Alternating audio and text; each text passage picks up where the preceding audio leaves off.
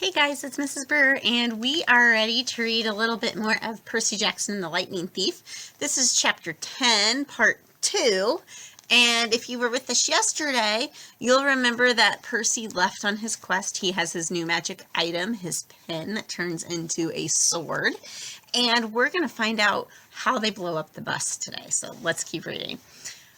The rain kept coming down. We got restless for waiting for the bus and decided to play some hacky sack with one of Grover's apples. Annabeth was unbelievable.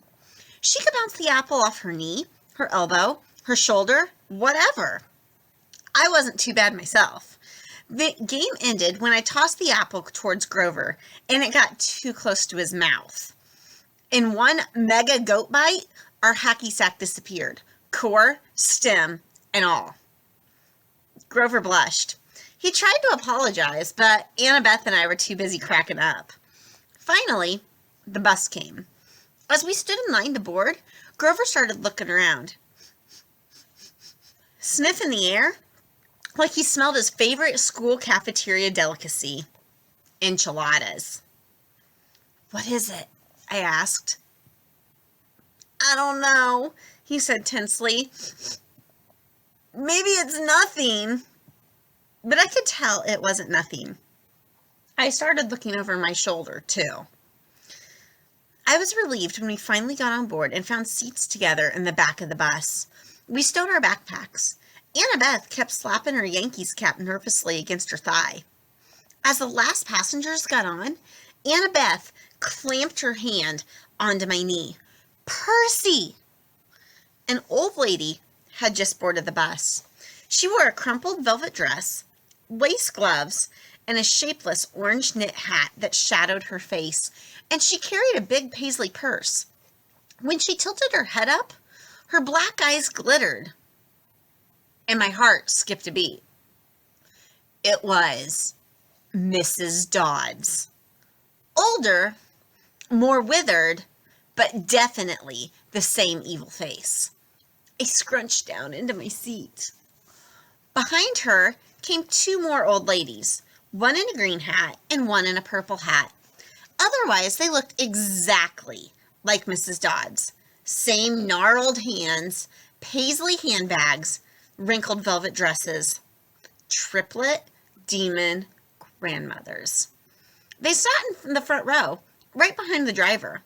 The two in the aisle crossed their legs over the walkway, making an X.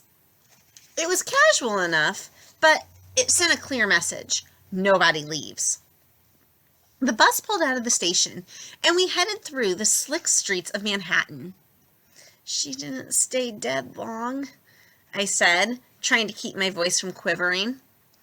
"I thought you said they could be dispelled for a lifetime." "I said if you're lucky," Annabeth said. "You're obviously not." "All three of them," Grover whimpered. "The immortales." "It's okay," Annabeth said, obviously thinking hard. "The Furies, the three worst monsters from the underworld. No problem. No problem. We'll just slip out the windows." "They don't open," Grover moaned. "A back exit?" she suggested. There wasn't one.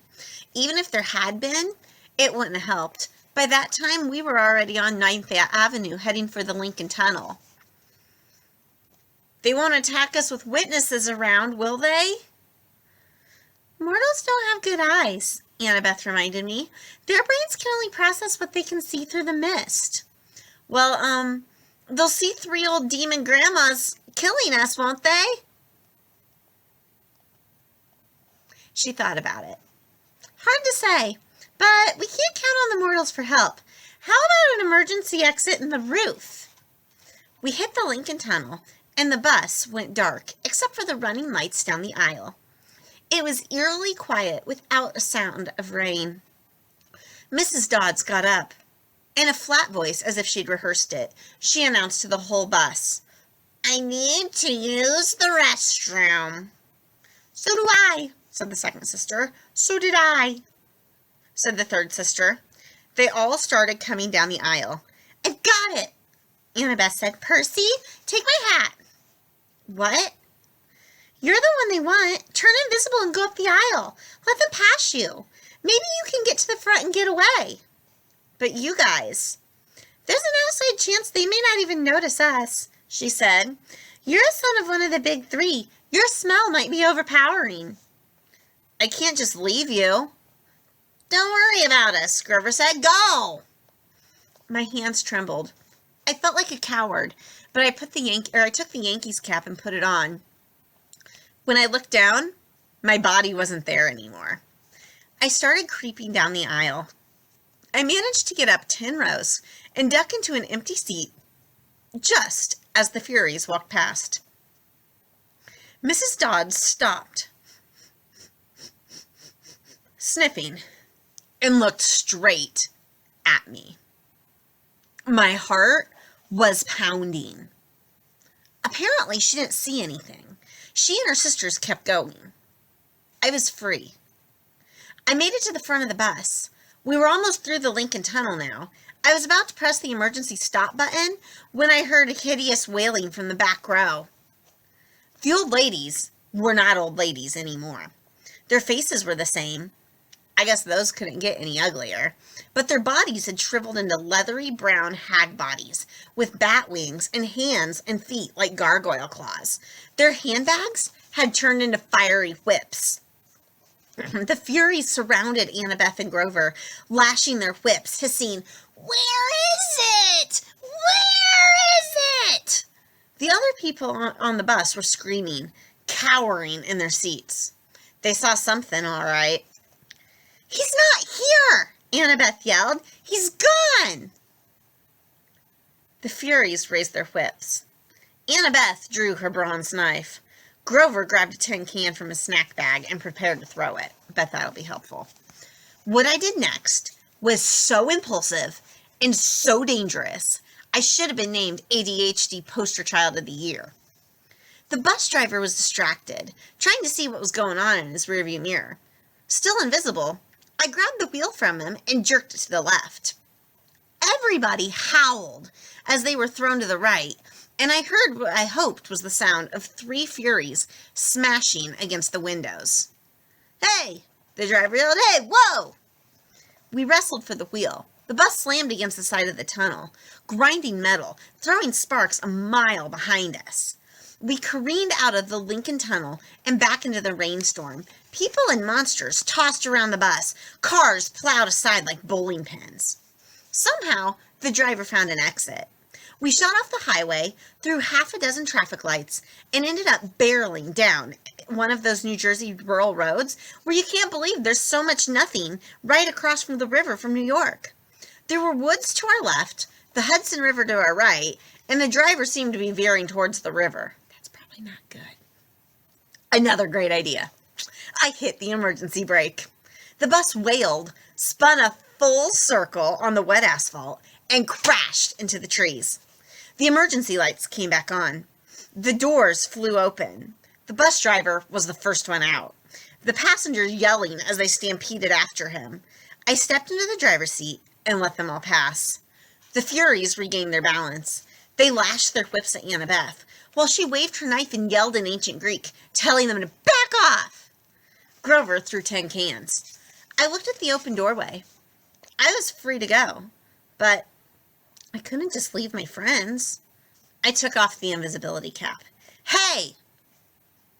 The Furies turned, baring their yellow fangs at me, and the exit suddenly seemed like an excellent idea. Mrs. Dodds stalked up the aisle, just as she used to do in class, about to deliver my F-, math test. Every time she flicked her whip, red flames danced along the barbed leather. Her 2 ugly sisters hopped on top of the seats on either side of her and crawled towards me like huge, nasty lizards. "Perseus Jackson," Mrs. Dodds said, in an accent that was definitely from somewhere further south than Georgia. "You have offended the gods. You shall die." "I liked you better as a math teacher," I told her. "Urgh," she growled. Annabeth and Grover moved up behind the Furies cautiously, looking for an opening. I took the ballpoint pen out of my pocket and uncapped it. Riptide elongated into a shimmering double-edged sword. The Furies hesitated. Mrs. Dodds had felt Riptide's blade before. She obviously didn't like seeing it again. "Submit now," she hissed, "and you will not suffer eternal torment." "Nice try," I told her. "Percy, look out!" Annabeth cried. Mrs. Dodds lashed her whip around my sword hand, while the Furies on either side lunged at me. My hand felt like it was wrapped in molten lead, but I managed not to drop Riptide.